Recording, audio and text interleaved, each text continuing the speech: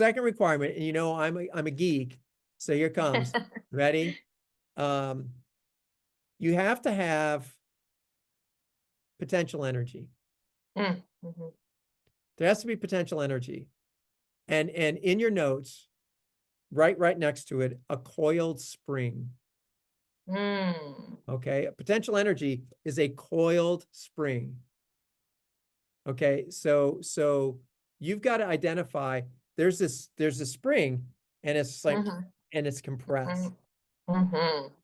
Okay. We can come up with all sorts of interesting things to sell to people, but unless we're reaching a coiled spring inside of me that feels like there's this tension in here, and you're going to give them something that goes like, you get to release that tension.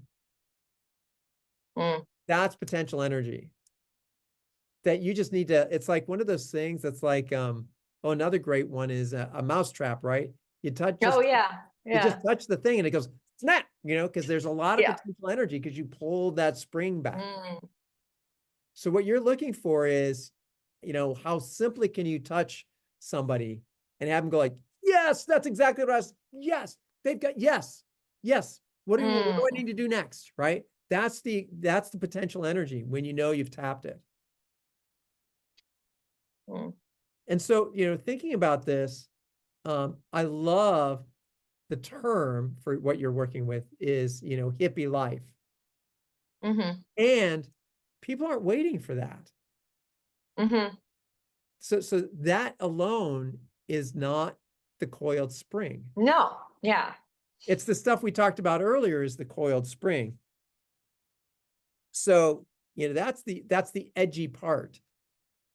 So, what is the edge that you're reaching people to go like, oh yeah, I'm living on the edge with this thing, and you touch the spring and it goes. So I wrote a blog post, must have been 4 years ago now. And the title of it was Living on the Middle Edge. It really feels like in our world today that if I came out with a very articulate middle of the road perspective on social media, I get crucified on both sides. Oh yeah. Why aren't you this? Why aren't you this? Why aren't you this? How can you just tolerate this middle path? Right. And so with that, we have abdicated our airtime to the 10% tails of the normal curve. Yeah. And so living in the middle is living on the middle edge. It's living on the middle edge. And so what I look at is that I don't have a great solve for that for Wisdom for Humanity, except I have lots of conversations. And that's what I can do today. I can have lots of conversations. And that changes the pulse of the world. Whenever I ask people the pulse of the world, I also ask people, what are 3 words to describe where you are?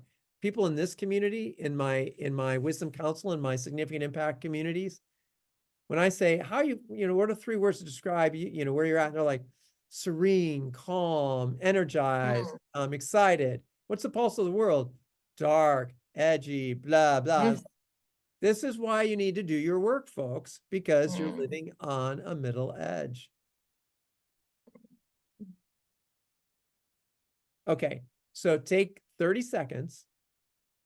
And this is a key question.